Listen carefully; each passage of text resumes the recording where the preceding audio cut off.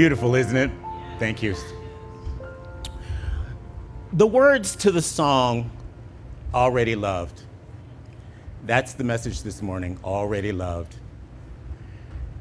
Come out of hiding, you're safe here with me. There's no need to cover what I already see. You've got your reasons, but I hold your peace. You've been in lockdown, but I have the key.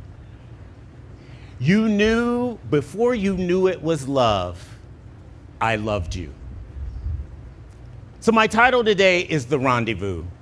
But the point of today is the message of this, is that you are already loved. You are already loved, always loved. I'm using the book Mystic Heart, Discovering a Universal Spirituality in the World's Religions, which we read earlier. Very great book. The foreword is written by the Dalai Lama. So that's the level of credibility this guy has. He's one of the originators of many organizations that do interfaith work. Now, Brother Wayne, who is the author of the book, combines Christianity and Hinduism. That's his practices. God, he likes it hard, doesn't he? He practiced the Hindu process, the fourth level of Hinduism, which is called samsara. And this is the point in time in which you renounce all of the things of life, all the niceties of life. You just let everything go. You essentially wander around. I would never do well. It's outside. But the whole idea is that you get away, and so you're no longer interested in everything that is going on in the world. You detached yourself from the worldliness of the world, and you orient yourself toward peace and spiritual pursuits. Again, this guy likes it hard. He writes about the common ground between all religions, which is valuable in the world we are in today. Most discussions are about who is wrong. He writes about what unifies all of us together. Not writing what we are not, but writing about what we are. It is the mystical tradition that flows through every historic belief system. It is the one red cord, or the cord of gold, that runs through spiritual experiences, all the way back to the shaman experience until where we are today. It is the practice of individual and direct experience of spirit. Call it what you will, but it's an individual, a direct experience. And for everyone, it's unique. If I describe mine, you'll describe yours differently. And it's supposed to be that way because it's supposed to be individual. That's the whole point of it all. An awareness of the absolute and the boundness of consciousness is an individual thing. Again, what's important to me, if Mary were to show up in an apparition to tell me something, I probably wouldn't notice. That's because that's not my tradition. But my tradition happens differently. And so people recognize what's familiar to them. But I'm calling this encounter this morning the rendezvous. The rendezvous. So my objective is just to talk about love and to remind you that you are already loved. Our spiritual principle is just that. You are already loved. You are already loved. In honesty, is there really anything else to say? You are already loved, but I'm still going to talk. Right here and right now, you always have been loved. As difficult sometimes is that to recognize, you have always been loved.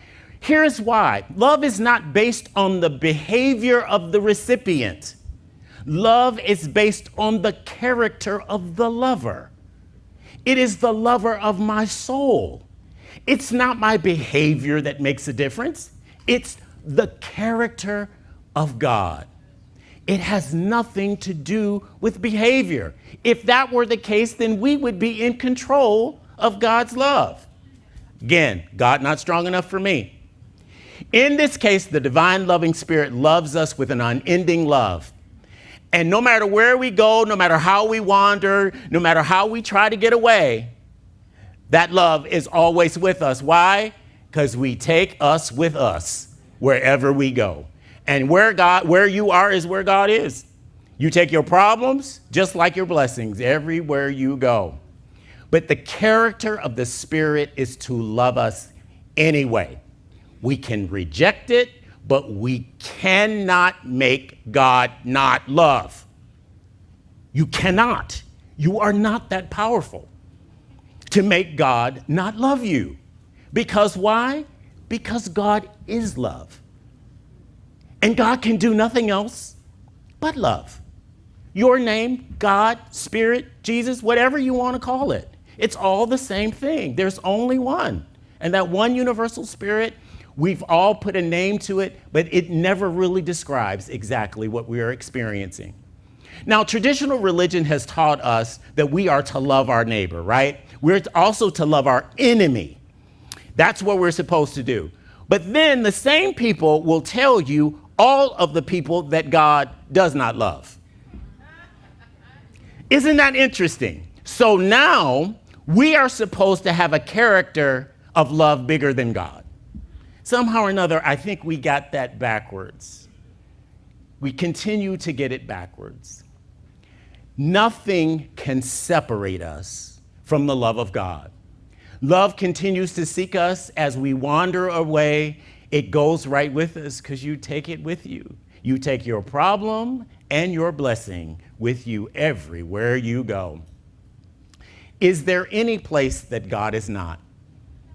There is no such thing. If it were the place, if that were possible, again, would it really meet the definition of being God? Everywhere we go, we take it with us. I was recently interviewed by a reporter, and this was one of those probing kind of experiences. The things that you want to stay away from, this guy wanted to get into. I told him it was like talking to Reverend Brenda.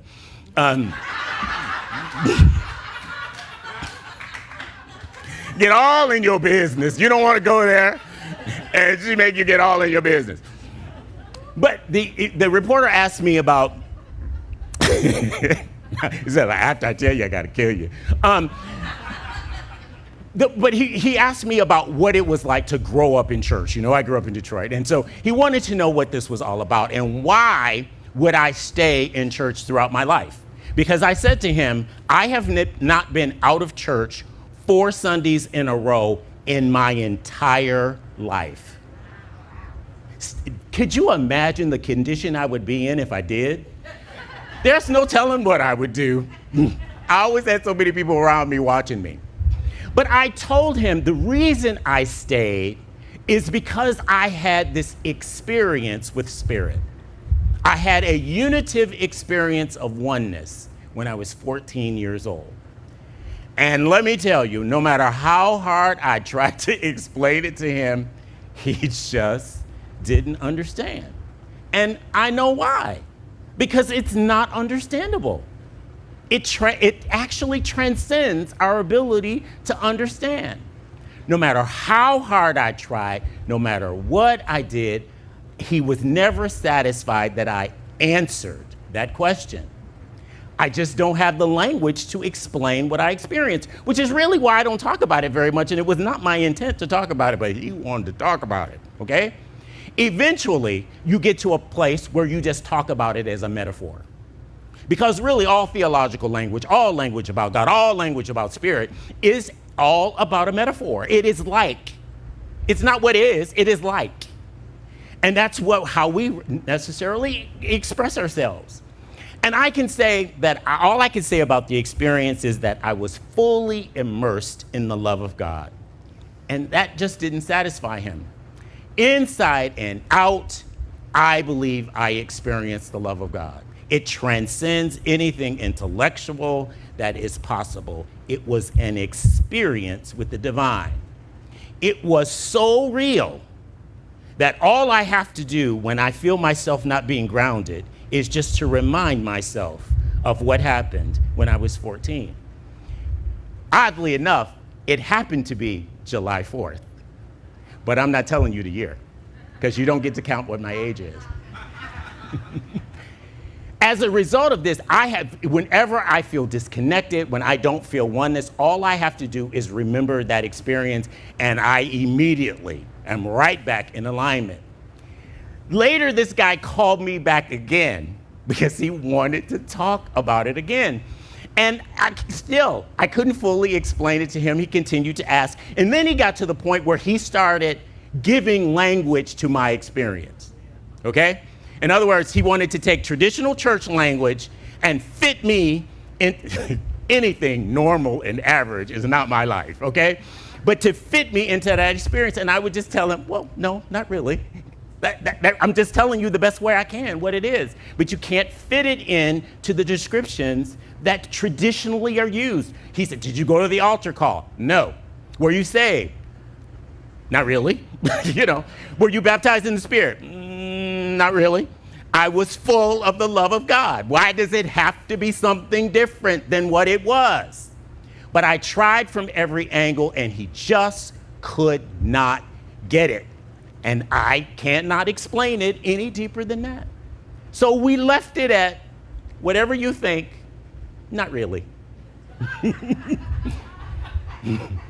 So last month, a month ago from today, LaToya sang, "You Are Already Loved."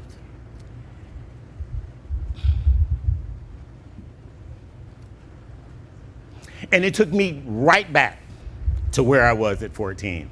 The interesting thing was, your board, when we left out of here, even though they were eating hot dogs and everything else, when we made it to the board meeting, we were still buzzing about "You Are Already Loved." And I was sharing with them that I was going to put an ad in the paper when the article comes out. And I wanted some language from them, so I made sure that it represented us. And we continued to talk about how we say you're whole, perfect, and complete, but probably the other side of the message is that you are already loved. You're already loved. There's nothing you can do about it. You cannot stop God from loving you. You can't do it. It's just amazing, though, how hard people have worked to get us not to believe that. Everything in the world. And it's always the gospel of but.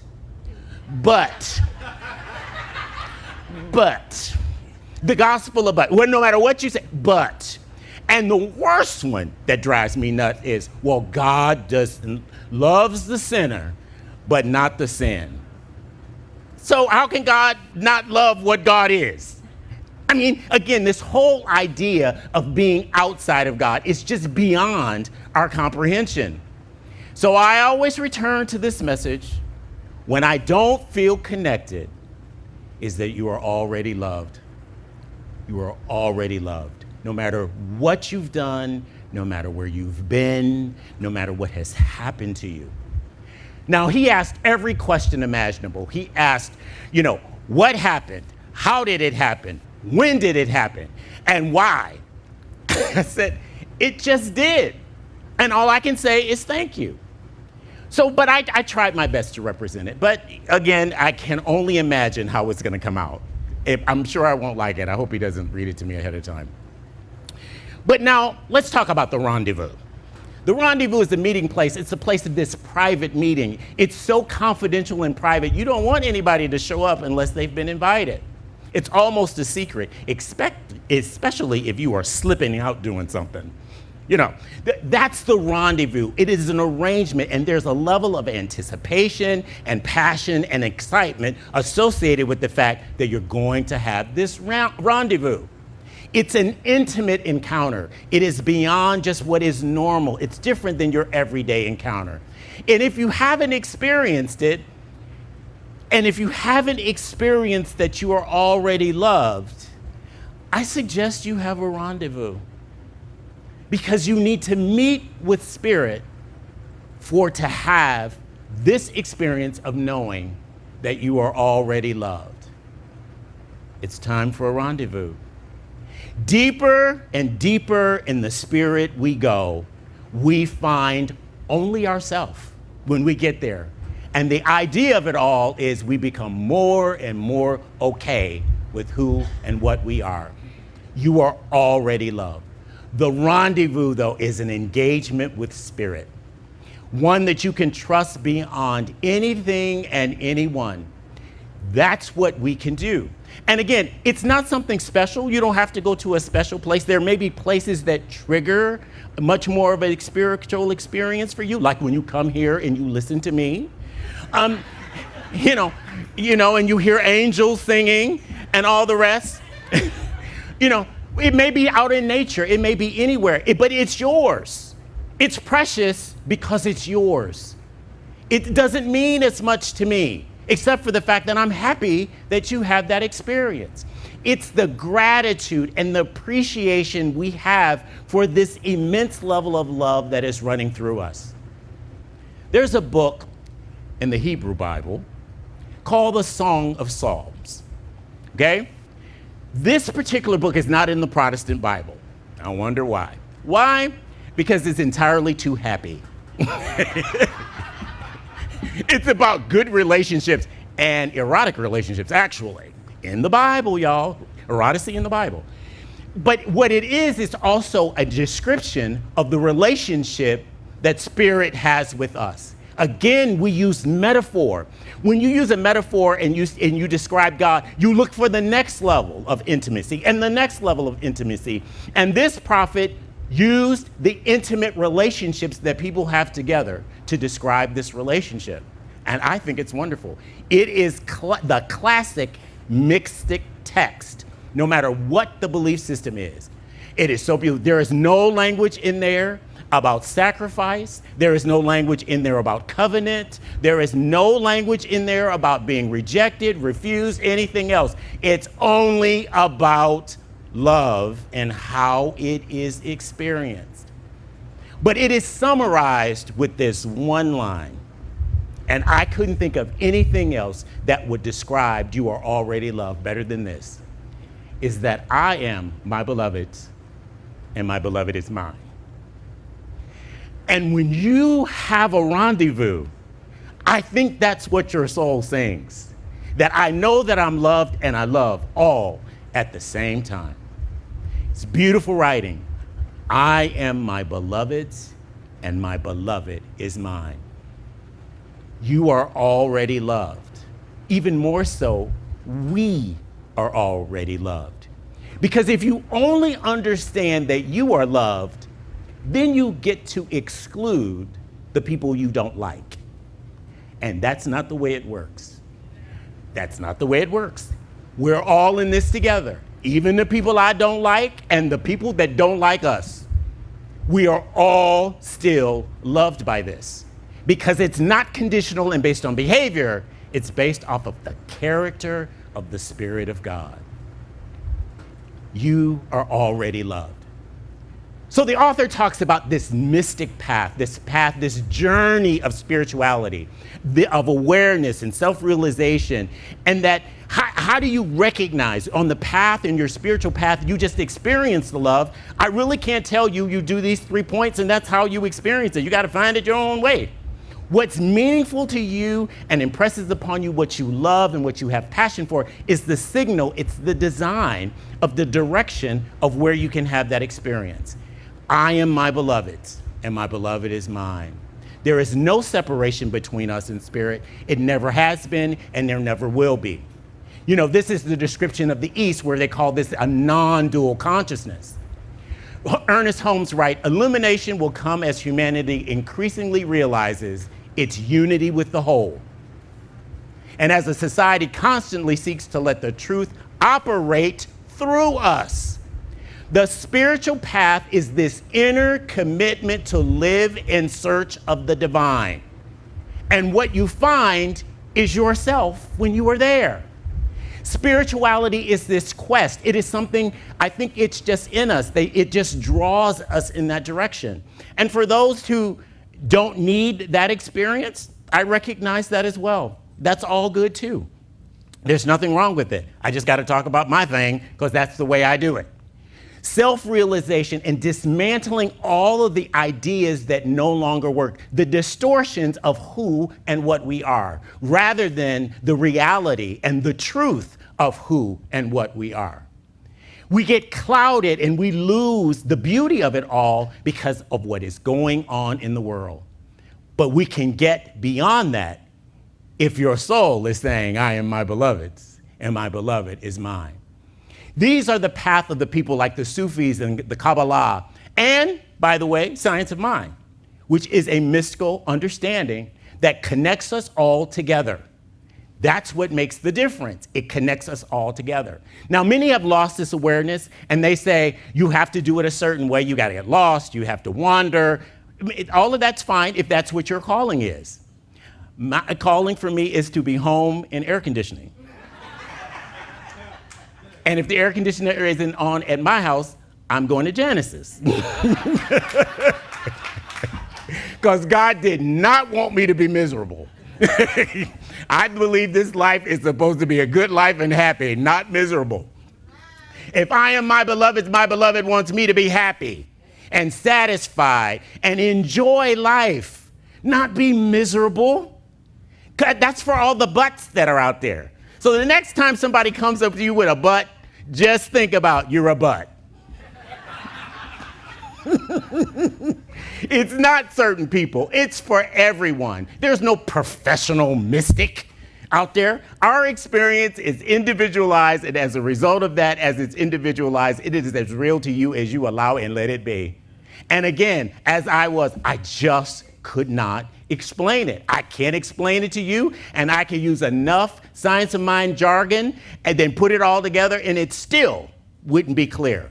But I will tell you this, if you ever read Ernest Holmes' Sermon by the Sea, you will understand what I mean. Because I never totally understood what happened to me until I read Ernest Holmes. That's my connection with Ernest Holmes. When he talks about the mystical experience of oneness, and he happened to be in an auditorium when he did it, so the entire thing is recorded. It's called Sermon by the Sea. I finally understood that the word was this unitive experience of oneness that we have. That's what worship is all about. Worship is not about screaming, jumping up, and running around, although that's all okay, and you know I like that. But it is about the experience of oneness, because when you have the experience of oneness, you probably will have an emotional response. But the thing that we do is, as soon as someone has an experience, we turn around and institutionalize it, create a ritual associated with it, and then we tell that there are certain people who get to determine whether or not your thing is authentic or not.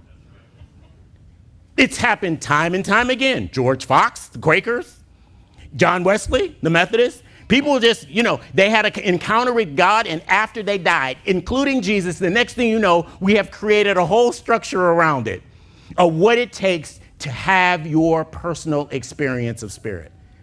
I'm sure we have betrayed every mystic that has ever lived when we do that, when we institutionalize it. By the way, you do not have to go through foundations to have a spiritual experience. More than likely, you'll have the spiritual experience before you get here, because God knows we make it hard. The rendezvous, though, is not limited to a few. It is available to everyone. That's why it's wonderful, because it's from God that no one else can regulate it, even though faith communities have always wanted to do it. By the way, I think children being heard in church lets us know that we're alive. Okay? I have told every parent or somebody that brings a baby up in here, ain't no screaming. I can't talk over. I grew up in Detroit where people were screaming and they didn't have no babies. Okay? So that's when you are in a family, you deal with all the rough edges, right? I think it's great. Like I said, we are going to redesign this space, and I told the teens that they can do it, and they said, well, it has to have sofas. Okay, if you need a sofa because you're tired at 14, I get it, okay? I get it. I am too. I'm tired. I was tired at 14. But the mystical experience that Wayne talks about is the fact that it is a practical experience. It is useful for you. It is experiential. It is something that you experience yourself. And the other thing is, it is ineffable. It is impossible to adequately describe it. And fourth, it is a unitive experience where you recognize I am thou and thou art me. That's the experience. And I pray for you to have it, because it's the one thing, like I said, that no matter when the world is going upside down, when there's a lawyer in my face, and Lord, I can't stand them personally in my work life. I love all of you here that are. But the ones that monitor me all the time, you know, as irritating as that is, all I have to remember is what happened to me at 14. So let me summarize this right here. Whether you know it or not, you are already loved. Take my word for it. And in this room, who would agree with me that you understand that you are already loved? You are already loved. There's nothing you can do about it. You are not in control of regulating the spirit. It is our experience. We can run away, but you cannot get away from being loved. So I pray for you that if your soul isn't saying that this is my beloved and my beloved is mine, then I suggest that you schedule a rendezvous. Have a secret meeting, experience it the way you need to, but enjoy and express the passion that you have in your life to get yourself grounded in a sense of being that transcends anything that happens in the Supreme Court and any decision and anything else that happens. It will ground you and connect you forever. And so it is.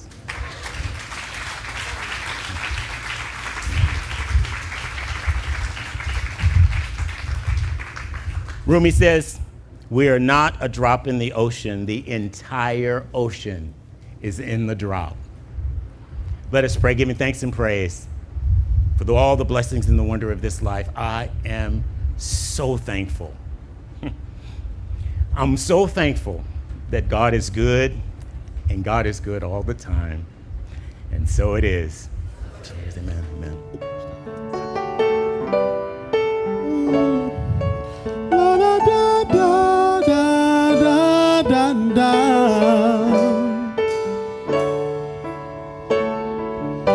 Lord, I reach for you, draw me to